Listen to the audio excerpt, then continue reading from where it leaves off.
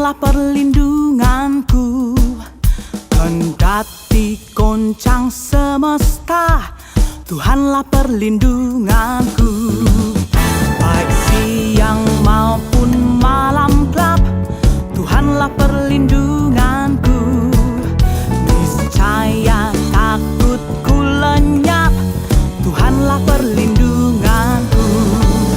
Ya Yesus, gunung batu di dunia, di dunia, di dunia. Ya Yesus, gunung batu di dunia, tempat berlindung yang teguh.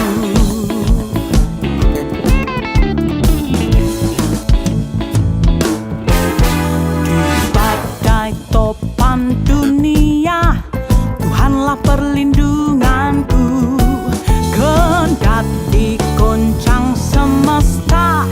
Tuhanlah perlindunganku. Ya Yesus, gunung batu di dunia, di dunia, di dunia. Ya Yesus, gunung batu di dunia, tempat berlindung yang teguh. Ya Yesus, gunung batu di dunia, di dunia, di dunia. Ya Yesus, gunung batu di dunia, tempat berlindung yang teguh.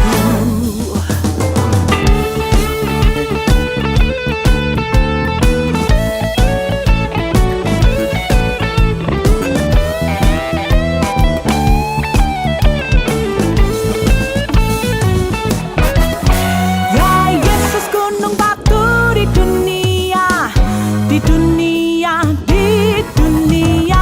Ya Yesus, gunung batu di dunia, tempat berlindung yang teguh. Ya Yesus, gunung batu di dunia, di dunia, di dunia. Ya Yesus, gunung batu di dunia, tempat berlindung yang teguh. Ya Yesus, gunung batu di dunia, di dunia, oh di dunia. Ya Yesus, gunung batu di dunia, tempat berlindung yang teguh, tempat berlindung yang teguh, tempat berlindung yang teguh.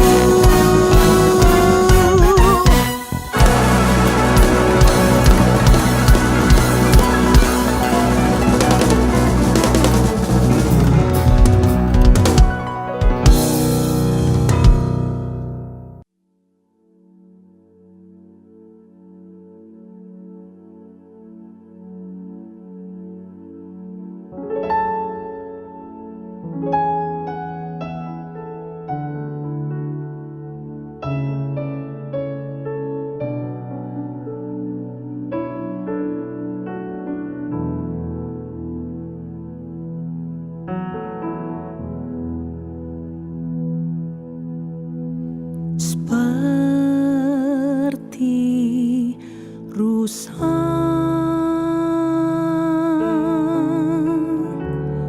merindukan air,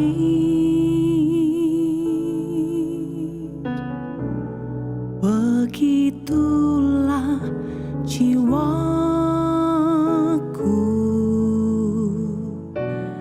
merindukan Engkau.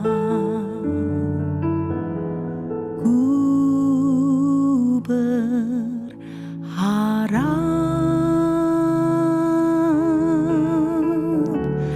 hanya kepadamu.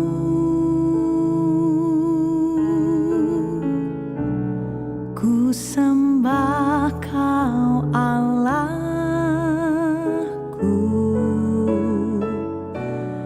Tuhan dan Rajaku. Kaulah sungai kehidupanku yang mengalir segarkan jiwaku. Engkau Yesus pengharapanku,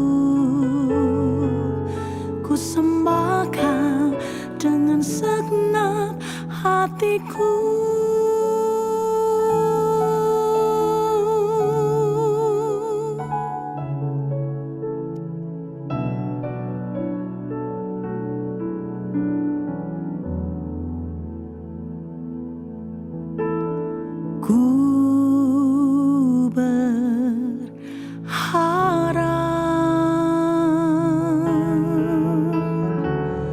hanya kepadamu.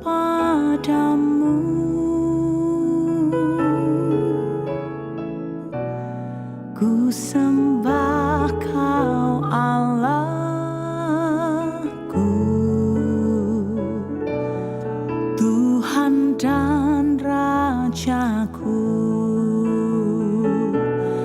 Kaulah sungai kehidupanku yang mengalir segarkan jiwaku. Engkau Yesus pengharapanku. Ku sembah Kau dengan segenap hatiku. Kaulah sungai kehidupanku yang mengalir segarkan jiwaku. Engkau Yesus pengharapanku. Ku sembah Kau dengan segenap hatiku. Ku sembah Kau dengan segenap hatiku. Ku sembah Kau dengan segenap hatiku.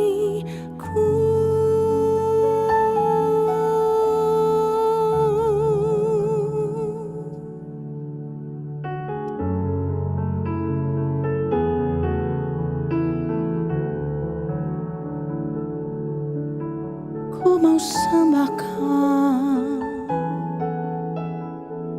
ku mau puji Kau dengan segenap hatiku, segenap jiwaku, segenap kekuatanku. Oh, ya Allahku, ya Tuhanku.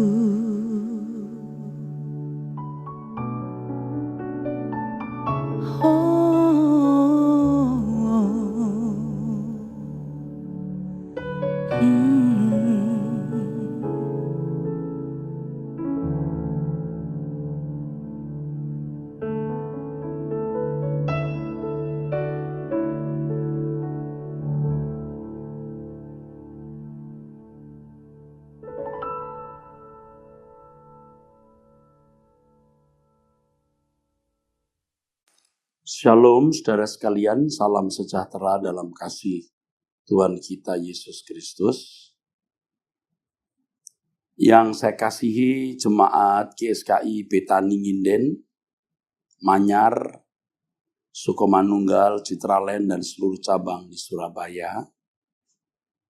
Kiranya damai sejahtera Allah atas hidup saudara sekalian.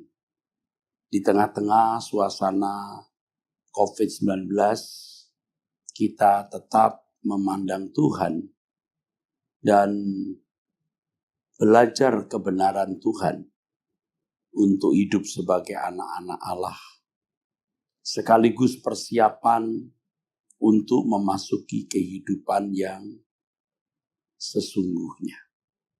Ya, sebelum kita mendengar firman Tuhan, baiklah kita berdoa. Ya, mari kita berdoa. Bapa di dalam surga, kami mohon Bapa memberi hikmat kepada anak-Mu yang berbicara ini. Kiranya Bapa menaruh perkataan Bapa, perkataan yang hebat dan luar biasa, agar anak-Mu bisa menyampaikan isi hati-Mu, kebenaran yang murni kepada umat-Mu. Dalam nama Tuhan Yesus Kristus kami bersyukur, kami berdoa kepada-Mu Bapa. Amin. Saudaraku sekalian,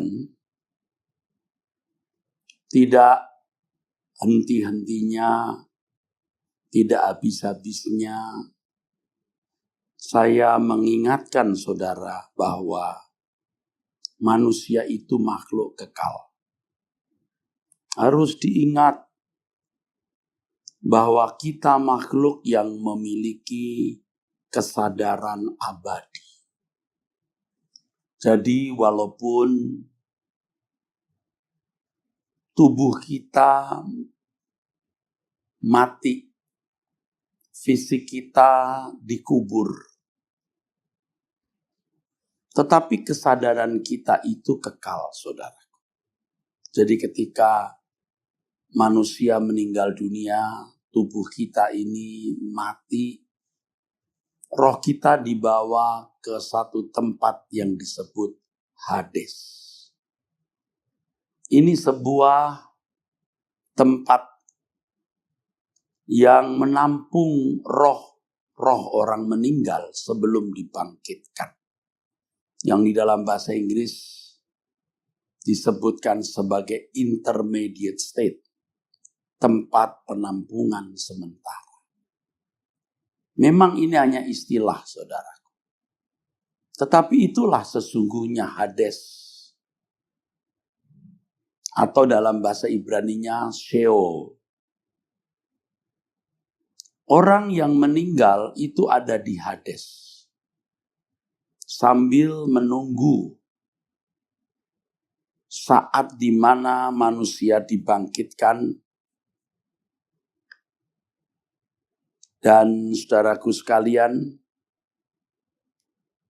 setelah kebangkitan itulah maka ada pemisahan.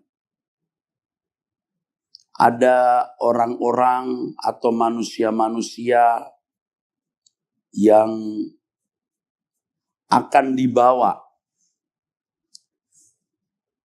kepada kemuliaan kekal. Tetapi juga ada yang akan dibuang ke dalam kehinaan kekal. Itulah yang dikatakan di dalam kitab Daniel, saudaraku. Daniel pasal 12. Firman Tuhan mengatakan, dan banyak orang yang telah tidur di dalam debu tanah akan bangun, sebagian untuk mendapat hidup yang kekal, dan sebagian untuk mengalami kehinaan dan kengerian yang kekal. Saya berharap saudara memiliki kegentaran terhadap realitas ini. Sebab banyak orang yang tidak memikirkan dengan benar, tidak memikirkan secara proporsional kedahsyatan kekekalan ini. Sehingga apa yang dilakukan dalam hidup tidak seimbang dengan kenyataan kekekalan yang akan dihadapinya. Hidupnya dihabiskan untuk pemenuhan kebutuhan jasmani. Hidupnya dihabiskan untuk karir. Hidupnya dihabiskan untuk gelar, pangkat, kedudukan. Yang semua itu hanya sementara. Tidak seimbang dengan kenyataan kekekalan yang akan dia hadapi.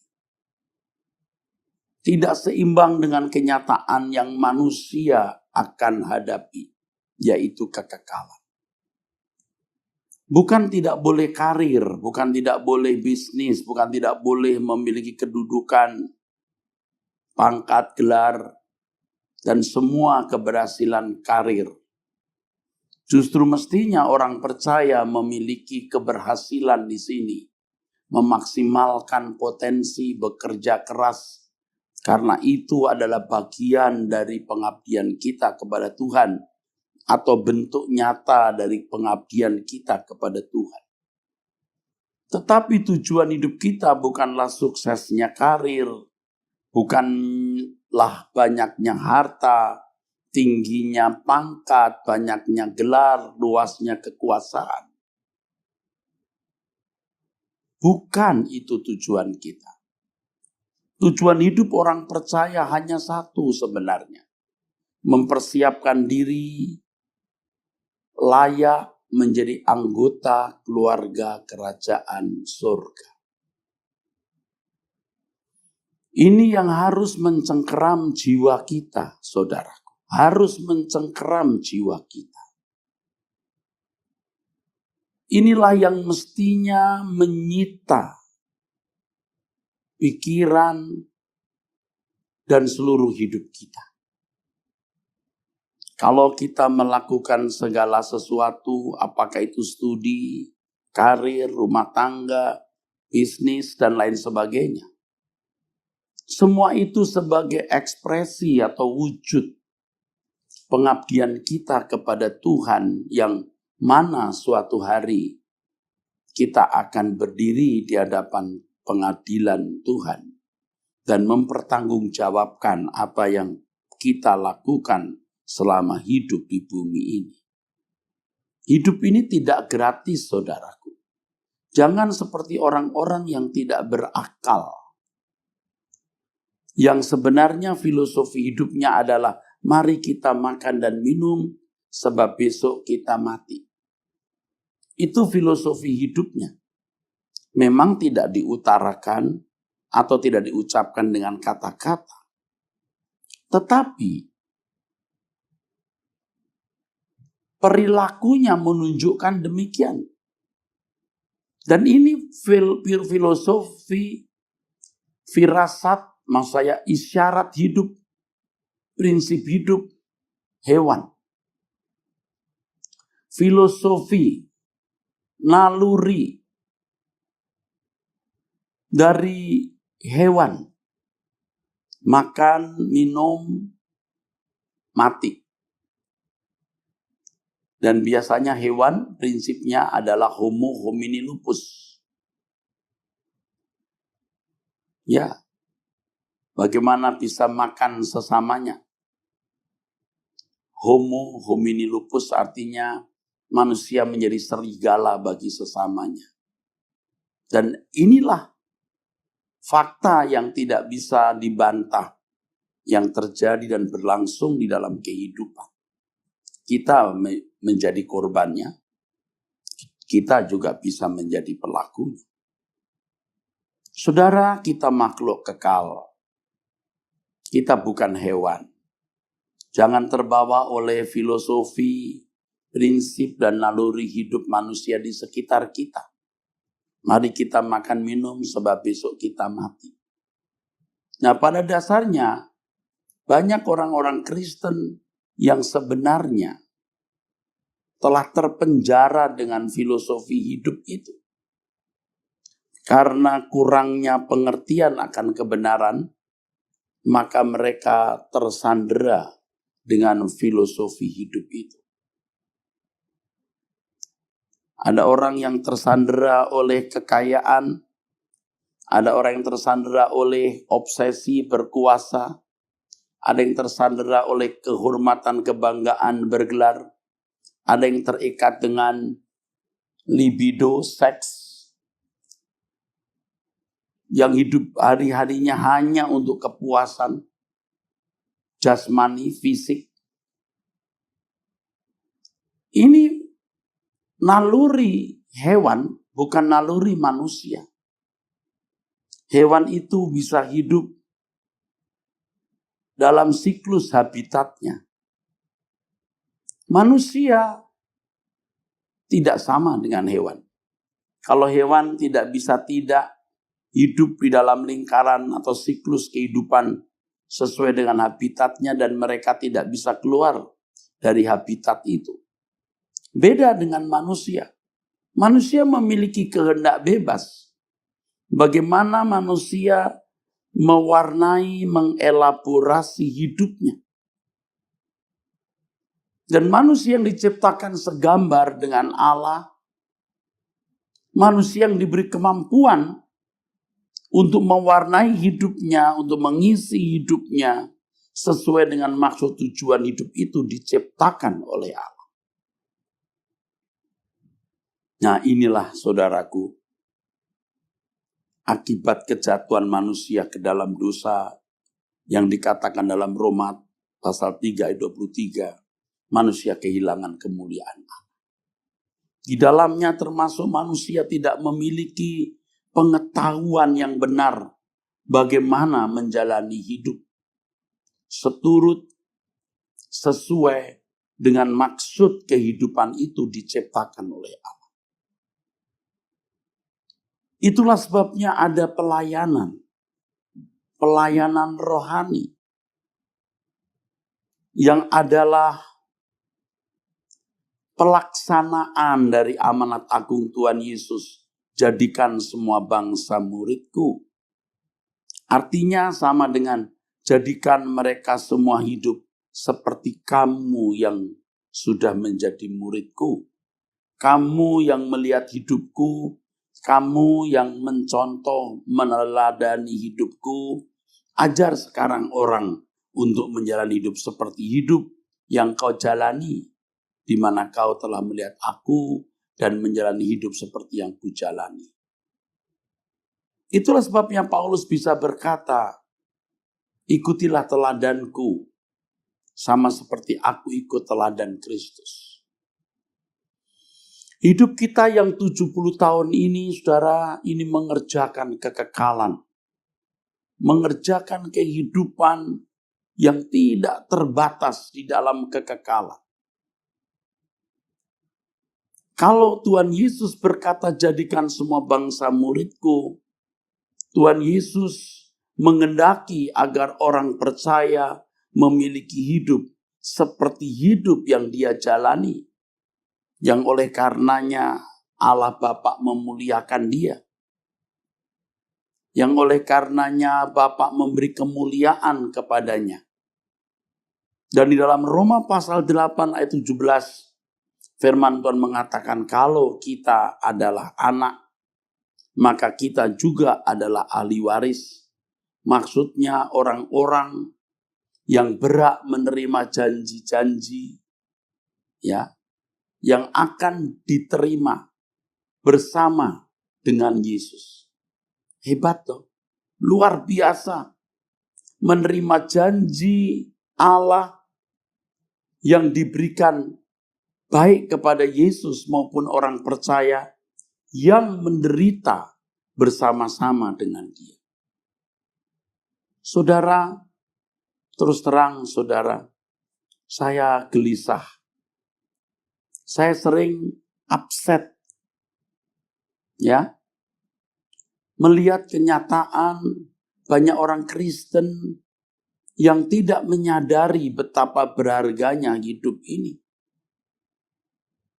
Kekristenan hanya sekedar menjadi agama, ke gereja hanya karena mau sembuh dari sakit, hanya karena mau mendapatkan jawaban atas pemenuhan kebutuhan jasmaninya. Tragis saudaraku, tragis. Sementara gereja-gereja hanya menawarkan berkat-berkat jasmani dari kesembuhan, sukses karir, dan berbagai janji-janji yang hanya berorientasi pada pemenuhan kebutuhan jasmani. Sehingga pemberitaan firman-Nya sebenarnya tidak beda jauh dengan pemberitaan firman atau khotbah-khotbah dari agama lain dan motivator-motivator. Injil itu berbeda. Intinya Injil itu mengajak kita untuk hidup seperti hidup yang dijalani oleh Tuhan Yesus. Jangan sampai kita berlarut-larut hidup dengan cara hidup wajar seperti orang-orang di sekitar kita, sampai kita tidak bisa berubah lagi Saudaraku, jemaat Gereja Suara Kebenaran Injil Petaninginden, Manyar, Sukomanunggal, Citraland, dan seluruh cabang di Surabaya. Kita sekarang harus sudah moving to the next level. Bergerak ke level selanjutnya. Kalau dulu orientasi berpikir kita selalu berkat-berkat jasmani, orientasinya hanya mujizat, kesembuhan ilahi. Tetapi sekarang kita harus sudah bisa menerjemahkan Injil yang orisinil di dalam hidup kita. Harus mulai menjadi dewasa yang penekanannya adalah kehidupan Yesus yang kita hidupi. Kalau berbicara mengenai kedahsyatan Allah, jangan lagi selalu dikaitkan dengan berkat jasmani. Jangan lagi selalu dikaitkan dengan pemenuhan kebutuhan jasmani. Tetapi berbicara mengenai kedahsyatan Allah, kita harus kaitkan dengan kedahsyatan kekudusannya. Kedahsyatan keagungan moralnya. Yang itu diteladankan Tuhan Yesus kepada kita. Roh yang lemah lembut, mengasihi musuh, rendah hati, tidak merugikan sesama, tidak menyakiti, bahkan menjadi anggur yang tercurah, roti yang terpecah, artinya rela mengalah, berkorban bagi orang lain, dan seterusnya. Roh Kudus yang akan pimpin saudara untuk itu. Oleh sebab itu kita harus punya dua hal. Yang pertama, tekad untuk hidup tidak bercacat, tidak bercela. Dan itu dimulai dari pengertian kita mengenai apa yang baik dan buruk. Ya, dimulai dari pengertian kita apa yang jahat, yang merugikan orang, yang menyakiti orang. Nah, itu pasti kita tahu. Yang begitu itu, hal-hal yang salah tersebut jangan kita lakukan. Dimulai dari hal itu.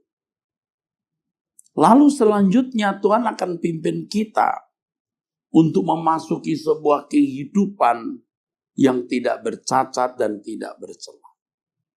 Nanti Tuhan akan bimbing kita untuk memiliki kehidupan yang tidak bercacat, tidak bercela.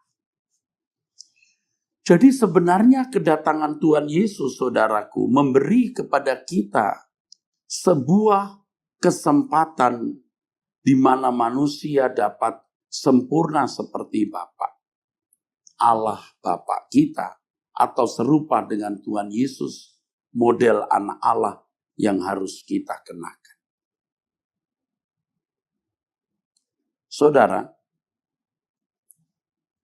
kejatuhan manusia ke dalam dosa, Adam, membuat manusia hanya bisa memilih antara yang jahat dan baik. Dan agama mengajarkan kebaikan, etika, filsafat mengajarkan bagaimana manusia bisa berbuat baik dan memiliki kebaikan. Dan memang agama manapun ya bisa mengantar orang menjadi manusia yang baik. Ya, tentu ini tergantung individu, saudaraku. Ya, tergantung individu. Dalam kenyataan hidup kita melihat, kita menemukan ada orang-orang yang memang benar-benar baik, saudara. Benar-benar baik. Bahkan kebaikannya bisa menakjubkan, saudara. Jadi jangan berpikir picik bahwa hanya orang Kristen yang bisa berbuat baik. Orang non-Kristen pun juga bisa berbuat baik. Orang non-Kristen pun juga bisa berbuat baik. Tetapi dengan kedatangan Tuhan Yesus Kristus yang membawa keselamatan, Dan di dalam keselamatan itu ada fasilitas atau anugerah kasih karunia di mana orang bisa sempurna seperti Bapa atau serupa dengan Yesus. Kalau dulu manusia sebelum kedatangan Tuhan Yesus hanya memiliki pilihan jahat atau baik, dua ruangan ini. Sekarang dibuka ruangan yang satu, sempurna seperti Bapa atau serupa dengan Yesus. Nah, kekristenan itu mengantar kita untuk bisa masuk ruangan yang baru itu. Itulah sebabnya dalam Yohanes pasal 1 ayat 12 dan 13, firman Tuhan mengatakan yang menerimanya diberi kuasa supaya menjadi anak Allah. Kuasa itu exousia, artinya hak. Hak untuk menjadi anak Allah. Diberi hak supaya menjadi anak Allah. Nah, di dalam hak tersebut, orang percaya memiliki Roh Kudus, mendapatkan atau menerima Injil asal dipelajari, dan Allah menggarap orang percaya melalui segala peristiwa hidup untuk bisa mengantarnya kepada kesempurnaan. Sempurna seperti Bapa atau serupa dengan Yesus. Yang sama dengan mengambil bagian dalam kekudusan Allah. Atau mengenakan kodrat ilahi. Itulah tujuan pelayanan, saudaraku. Ini yang harus kita pikirkan menjadi orientasi hidup kita satu-satunya. Adapun masalah-masalah hidup seperti sakit, ekonomi, karir, studi, dan lain-lain, kita harus perjuangkan dengan sungguh-sungguh karena sudah ada hukumnya. Apa yang kamu tabur, kamu tuai. Dan Tuhan ketat dengan hukum ini. Yang kamu tabur, kamu tuai. Jadi jangan mencoba merubah hukum itu. Tidak menjaga kesehatan dengan baik, mau menikmati kesehatan dan kesembuhan. Itu berarti mau melanggar hukum atau tatanan atau order yang Tuhan telah tetapkan. Allah telah tetapkan. Sudah ada tatanannya. Mau sehat, jaga pola hidup, pola makan yang baik. Mau cukup, ya bekerja keras. Mau sukses, giat kerja keras, jujur, bersosialisasi dengan sesama secara baik. Ada hukum yang memang tidak bisa dilanggar. Kalau Allah memberi mujizat atau Tuhan membuat mujizat, itu sebagai tanda. Tanda-tanda ini menyertai orang percaya. Terutama mereka yang belum mengenal Tuhan Yesus. Terutama mereka yang masih membutuhkan bukti. Ini orang-orang Kristen baru atau orang yang belum Kristen. Tetapi kita yang sudah menjadi orang Kristen, menjadi orang percaya, kita harus memahami yang namanya tanggung jawab. Tanggung jawab, saudara. Jadi kalau kita ke gereja, jika kita sudah dewasa dan mau mengerti, urusan kita adalah bagaimana mendengar firman Tuhan yang menuntun kita, yang mementor kita untuk masuk ruangan baru itu sempurna seperti Bapa, serupa dengan Yesus. Jangan kita sesat.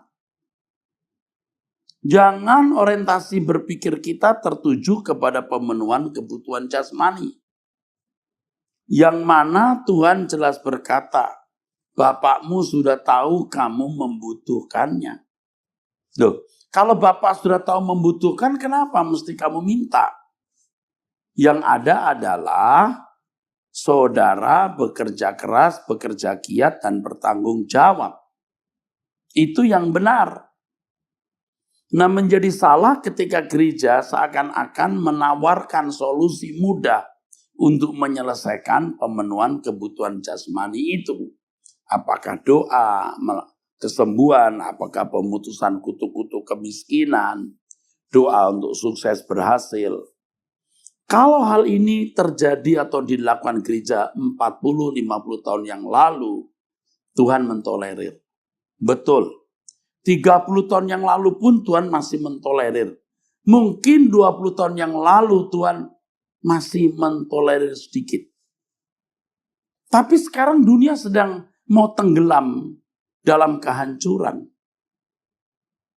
Orang percaya harus mempersiapkan diri untuk memasuki kekekalan. Maka orang percaya harus hidup tidak bercacat dan tidak bercela.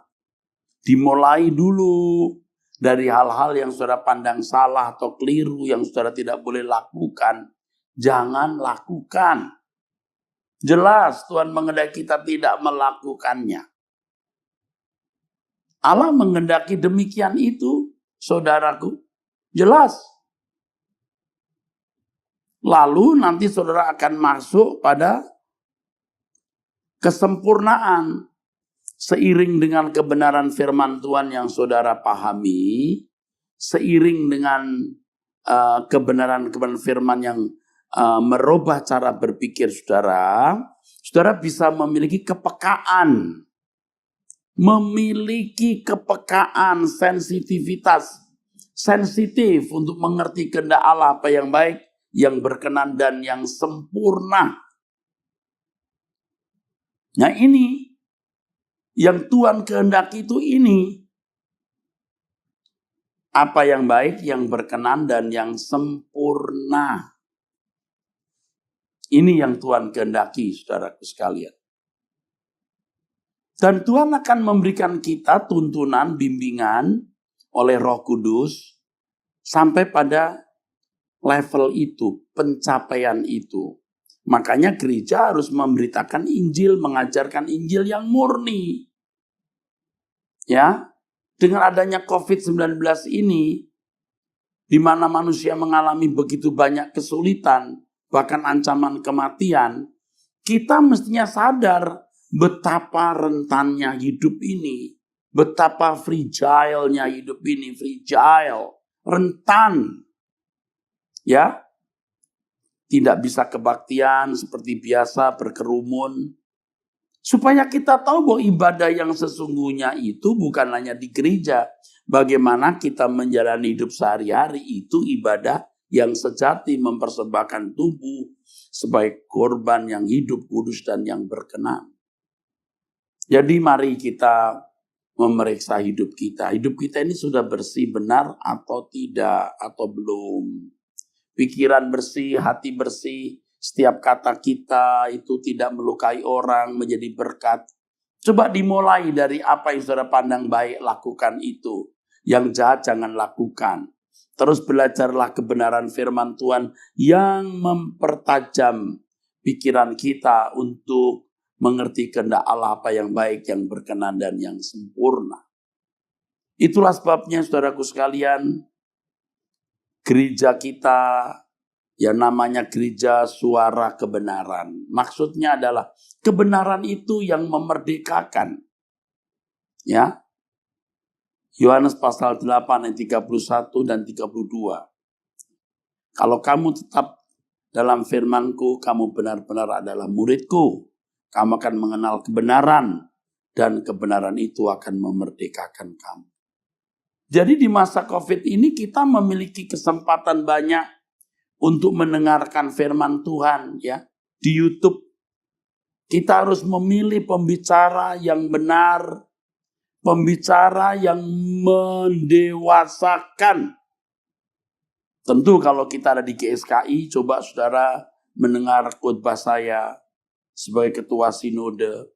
Saudara bisa membuktikan apakah khotbah itu benar atau tidak. Dan pembuktiannya terletak pada kalau saudara mengikuti dengan baik, apakah Anda berubah atau tidak. Perubahan dalam sikap hidup. Itu yang penting, perubahan dalam sikap hidup. Ini loh yang sangat menentukan, saudara. Apakah kekristenan kita itu benar atau tidak. Itu yang baru yang pertama loh saudara. Mempersiapkan diri untuk memasuki kekekalan itu. Untuk memiliki kehidupan yang tidak bercacat dan tidak bercela saudara. Yang kedua, kita harus tidak terikat dengan dunia ini. Aduh, yang ini berat saudaraku. Kalau saudara membaca Alkitab, ciri-ciri dari manusia akhir zaman itu cinta uang. Terikat dengan keindahan dunia. Padahal saudara, kalau seseorang terikat dengan keindahan dunia, itu berarti persahabatan dengan dunia. Dan persahabatan dengan dunia itu permusuhan terhadap Allah. Ngeri. Loh kok kita bisa loh nyaman-nyaman. Saya sendiri memacu diri saya, memacu hidup saya untuk tidak terikat dengan dunia. Tidak terikat dengan dunia. Saya memacu hidup saya untuk tidak terikat dengan dunia. Benar-benar saudaraku, saya berjuang untuk itu. Biarpun pendeta juga tidak mudah saudara. Kita masih punya daging, punya mata. Ya. Tetapi kita bisa bertekad untuk menjadikan Tuhan, kebahagiaan kita, kerajaan surga, harapan, sukacita kita satu-satunya. Kita bisa mengarahkan hati kita. Bisa, saudara. Ya, kita bisa mengarahkan. Nah, sering orang tidak mengarahkan dengan benar. Artinya dalam keadaan pasif. Yang penting mengalir saja katanya. Tapi dia tidak sadar dalam keadaan mengalir itu pengaruh dunia mewarnai jiwanya. Cita rasa jiwanya itu perkara-perkara dunia, materialisme, keduniawian. Sampai dia tidak bisa keluar lagi dari belenggu duniawi itu. Dan tidak sedikit orang Kristen yang duniawi sampai tidak bisa keluar dari keduniawiannya. Bahkan saudaraku, tidak sedikit pendeta yang terikat dengan percintaan dunia, harta dunia, sampai tidak bisa keluar dari ikatan duniawi itu. Nah, ini tidak mudah karena cara kita melepaskan diri dari ikatan dunia itu, ya satu-satunya adalah Injil Kerajaan Tuhan Yesus yang harus kita pelajari dengan benar. Saudaraku sekalian, ya, Roh Kudus akan tuntun kita. Dan kalau orang benar-benar mau belajar, Tuhan bimbing, Tuhan didik, Tuhan tuntun, Tuhan ajar, Tuhan hajar melalui setiap peristiwa hidup yang dialaminya. Tapi kalau orang memang dasarnya tidak mengasihi Tuhan, Allah tidak menggarap. Sebab Allah bekerja dalam segala hal itu, mendatangkan kebaikan hanya bagi mereka yang mengasihi Tuhan. Nah, kalau orang sudah terlanjur duniawi, terwarnai oleh percintaan dunia, sampai tidak bisa berubah, habis saudaraku. Ia tidak bisa keluar dari keadaan itu. Mengerikan saudara. Dan inilah yang terjadi dalam kehidupan banyak orang Kristen. Jangan sampai kita terjebak di situ. Karena dulu juga saya terjebak di situ. Walaupun saya tidak terjebak terlalu dalam atau sampai tidak bisa balik. Saya terjebak juga, tapi saya bisa balik dan hari ini saya memilih kerajaan surga. Saya memilih Tuhan, bertekad dengan tekad bulat. Ayo kita mau hidup suci, merubah sikap, membangun kebiasaan. Walaupun itu berat sekali. Bukan berat sekali.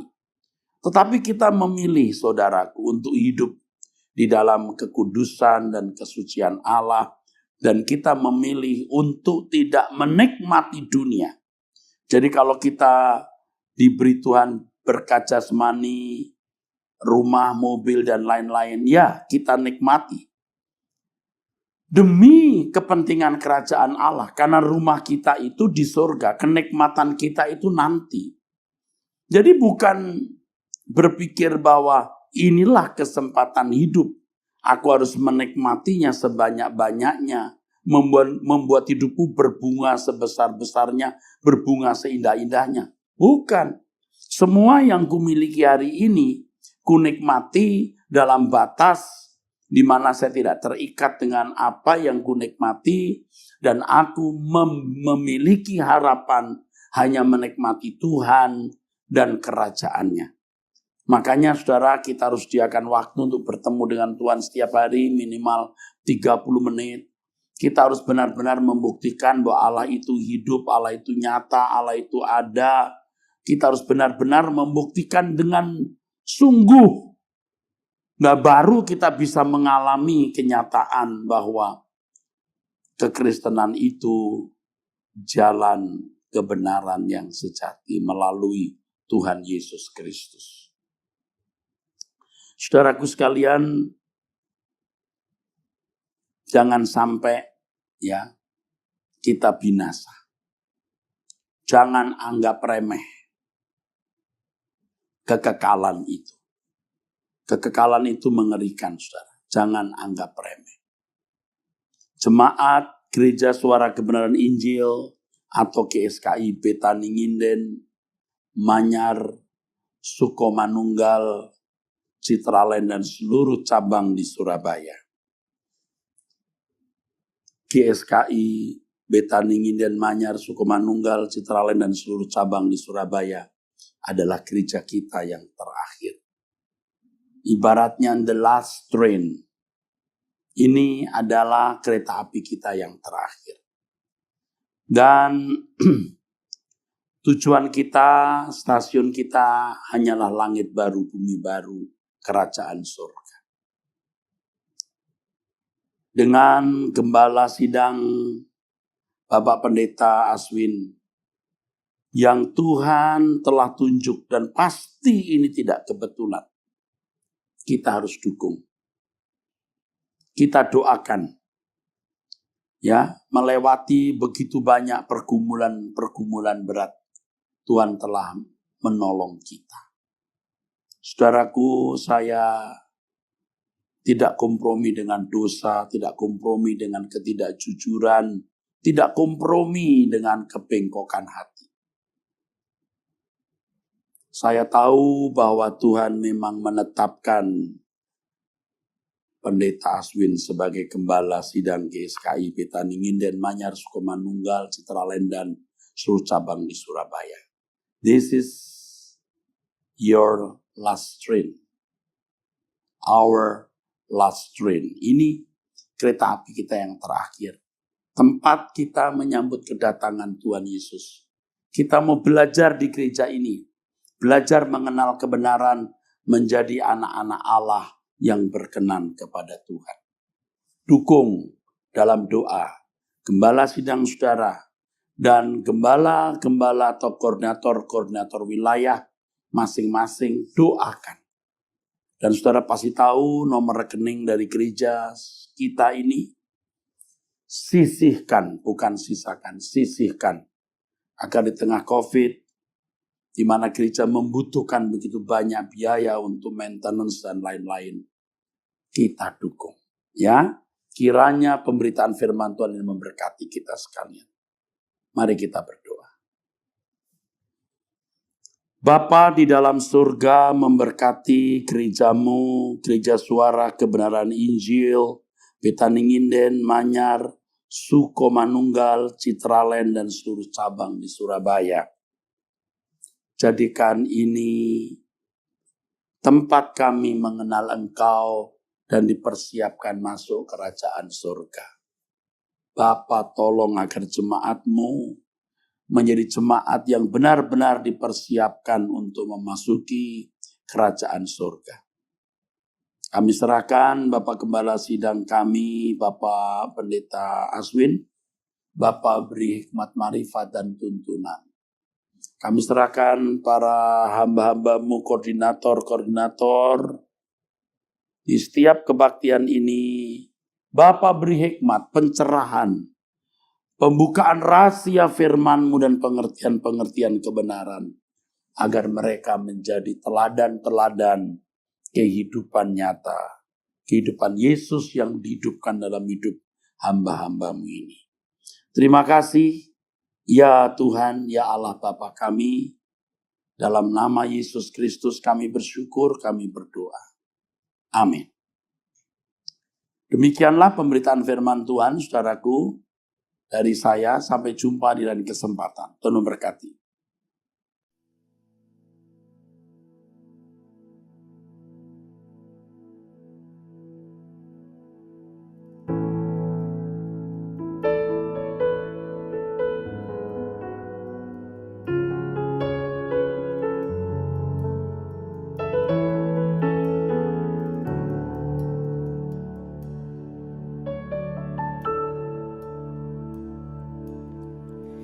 Telah ku dapati kasih yang sejati, yang mampu mengubahkan hatiku.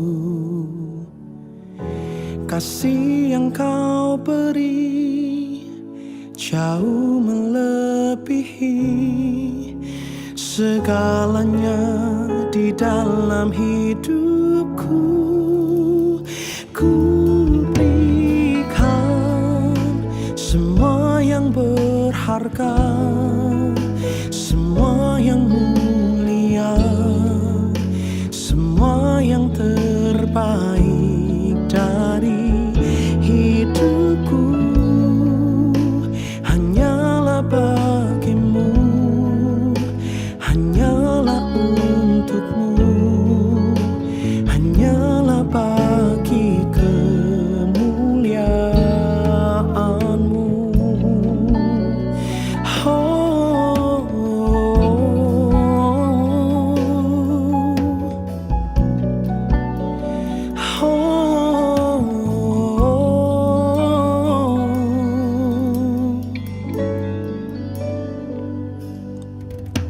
Telah ku dapati kasih yang sejati, yang mampu mengubahkan hatiku. Kasih yang kau beri jauh melebihi segalanya di dalam hidupku. Ku berikan semua yang berharga, semua yang mulia, semua yang terbaik dari hidupku. Hanyalah bagimu,